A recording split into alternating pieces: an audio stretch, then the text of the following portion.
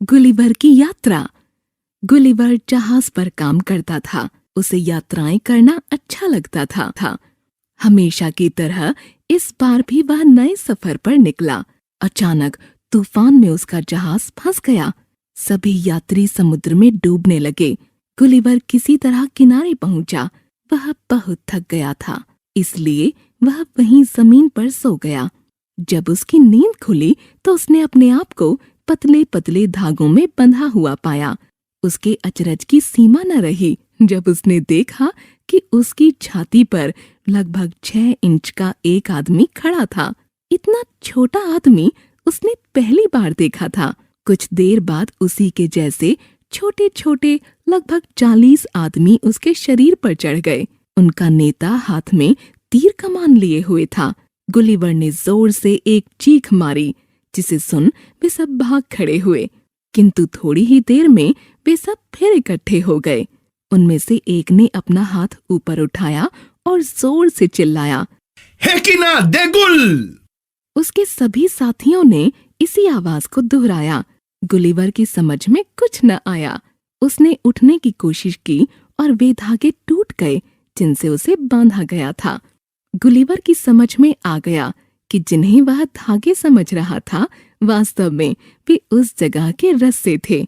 जैसे ही गुलिवर उठकर बैठा, उस पर तीरों की बौछार होने लगी। वे तीर उसे सुई की भांति पीड़ा दे रहे थे। अंत में गुलिवर ने हार मानने का अभिनय किया और फिर से लेट गया। यह देख सभी छोटे कद वाले आदमी बड़े खुश हुए।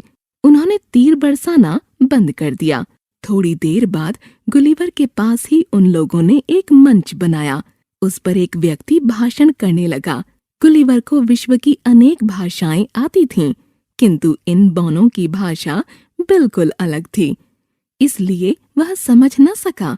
गुलिवर को बड़ी जोर की भूख लगाई थी। यह बात उसने अंग्रेजी में बोलकर समझानी चाहिए, पर वहां यह भाषा समझने वाला कोई नहीं था। हार कर इस बात को उसने संकेतों से उन लोगों को समझाया।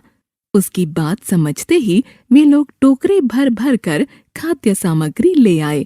उस देश के हिसाब से यह सामग्री सैकड़ों व्यक्तियों के लिए पर्याप्त थी, लेकिन गुलिवर के लिए उसकी मात्रा बहुत अधिक नहीं थी। जब गुलिवर ने भोजन करना बंद किया तो वहां के लोगों ने खुशी के मारे तालियां बजाईं। खाना खाने के बाद गुलिवर को नींद आने लगी।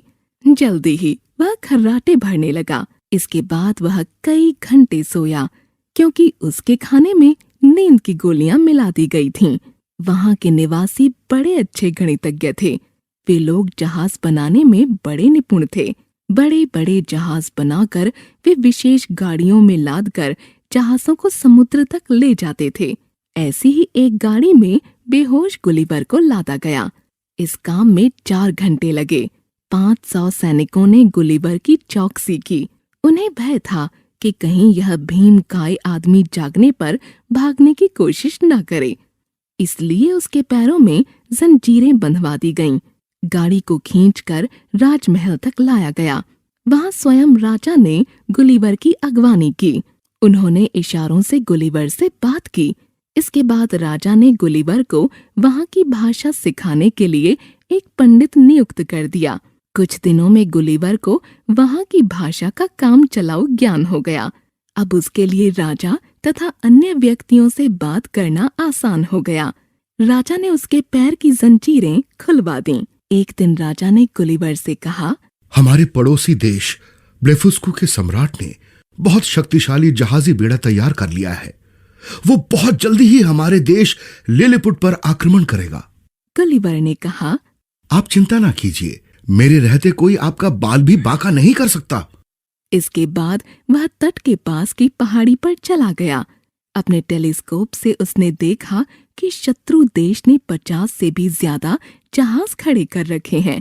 गुलिवर ने 60 रस्से तैयार किए और इतने ही कांटे लगे मोटे तार भी बनाए। इस सामग्री को लेकर वह ब्लेफुस्कू की खाड़ी की ओर चल दिया। खाड़ी में घुसकर उसने वहां खड़े शत्रुओं के सभी जहाजों को कांटों में फंसा लिया। इसके बाद सबको रस्सों में बांध दिया।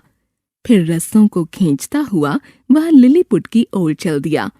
ब्लेफुस्कू के सैनिक उसके भीमकाय शरीर को देखकर दंग रह गए।